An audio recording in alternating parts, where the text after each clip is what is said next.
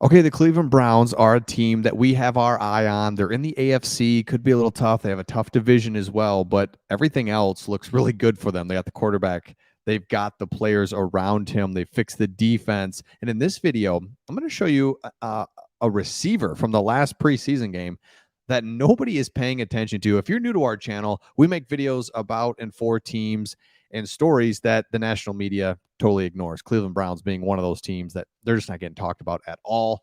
We think they're going to be really good and they should be getting talked about. We're Detroit Lions fans, so we know all about that. Our main channel is Sports Talk Detroit, but we've started this channel to cover teams that don't get the coverage nationally. So let me know in the comments your favorite all-time Cleveland Browns player. Curious on that one. Who your favorite all-time Cleveland Browns player is. Do you go just chalk like Joe Thomas? I just love him so much. He was here for during the worst and he just stayed and played a ton. Or is there somebody else? Let me know. Give me a sneaky one that one I'm not thinking of. So here's the guy that's just kind of keeps making plays. It's Austin Watkins Jr. And I'll get to his story in just a second. It's like incredible that he's even here. But the Browns wide receiving core is deep, but doesn't mean you can't find some room that for somebody that keeps making plays. That could be Austin Watkins, a product of UAB. We'll get to that in a second. Who is the cousin of Sammy Watkins? Spent the past 2 seasons jumping around the NFL, the CFL. He then joined Birmingham Stallions and caught the eye of Andrew Berry. Shout out to Andrew Berry for finding these. This is what you have to do because I'll show you his history and you'll see that Watkins, there's no reason that you should be like, let's give this guy a chance. So Andrew Berry found this pretty impressive. So after 2 games, he's caught many more eyes. He's already had a touchdown in 71 yards, or excuse me, he already had a touchdown against the Jets. Then he had 71 yards on 6 receptions against the Commanders, and he was the go-to receiver for both quarterbacks. Even pulled in a nice 19-yard catch on 4th and 6 late in the game. So you've got a guy now that is at this wide receiver position. And by the way, they've got studs and duds. Anthony Schwartz, dud. So that's good. Just real quick on Anthony Schwartz. Hold on. Let me just talk about. I'll get to him in a second. Let me talk about Austin Watkins and how if Andrew Berry really found this diamond in the rough. I mean, geez, GM of the year. Let me tell you Austin Watkins' story. So first of all, he goes to Dodge City Community College. Okay. Not exactly a football powerhouse. He goes there. Then he goes to UAB, which I thought UAB like didn't even have a football program. They did and they didn't. Then they kind of did. So back and forth there.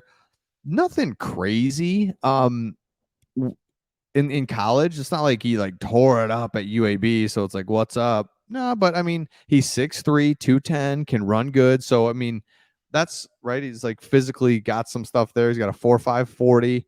So you're like, okay. So he gets picked up, undrafted free agent by the 49ers, doesn't last long there. Then gets picked up by the Tampa Bay Buccaneers, doesn't last long there. Then he goes to the CFL, Rough Riders, the Showboats, the Stallions. So he did 3 separate teams in the CFL, and that's where Andrew Berry picked him up then to go to the Cleveland Browns this summer.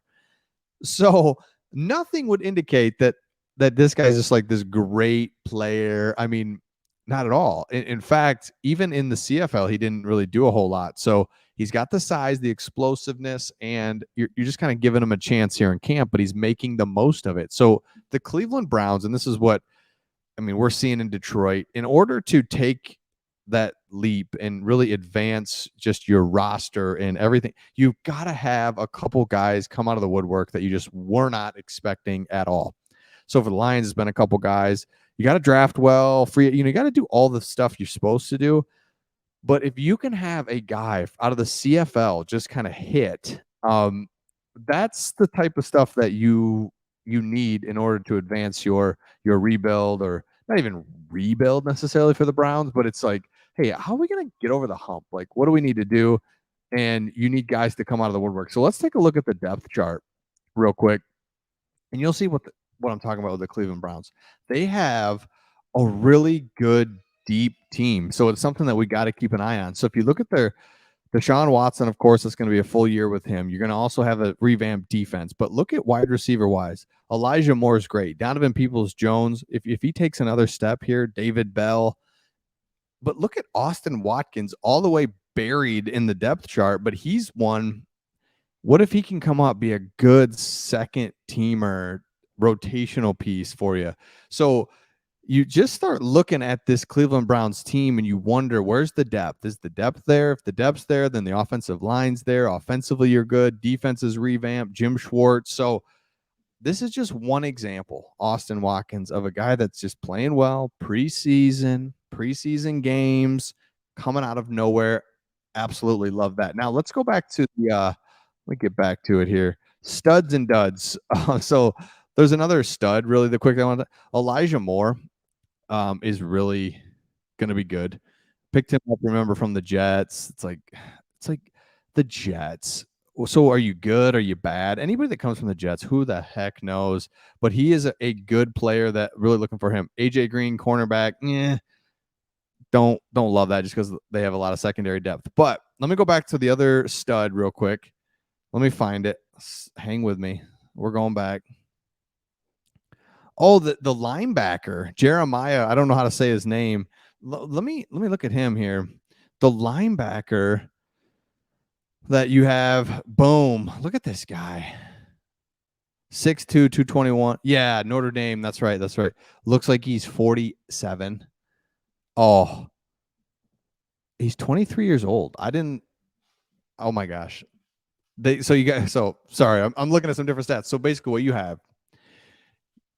you've got a quarterback, full season with a good quarterback. You've got running back, wide receiver, offensive line. Offense is like pretty good.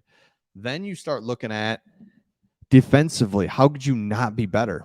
And for a team that won, I think, 7 games last year, how could you not win 9 games this year all day long? Now, again, you're in a tough division, tough conference, but you're good, right? So I'd rather just be good and hope for some breaks. And hey, you're going to be in games. I mean, there's nothing worse than you're just not in games. And Cleveland Browns fans, we've been there. Lions fans, we've been there. And it's the NFL, so it's always kind of like generally close for a little while, and it's like halftime and you're feeling good. Or how many times the Cleveland Browns fans and Detroit Lions fans where you get up early, all right, it's like 17-3, and you're like, let's go. And then the other team just, comes back, or it's heartbreaking loss. And it just feels like it's always heartbreaking. You always feel like a call's going against you, when in fact, yeah, probably, but it's just like you're just not that good. Yeah, that was a bad call, but we're just not that good. We put ourselves in the bad position, so you're blaming the refs, the league. It's like we're just not that good. So both the Cleveland Browns and the Lions are going to be in games, making things happen. They're never going to be out of any game this year, just totally blown out. Everything's going to come down to the wire. Love it. So let me know your thoughts in the comments, and we'll see all of you on the next one.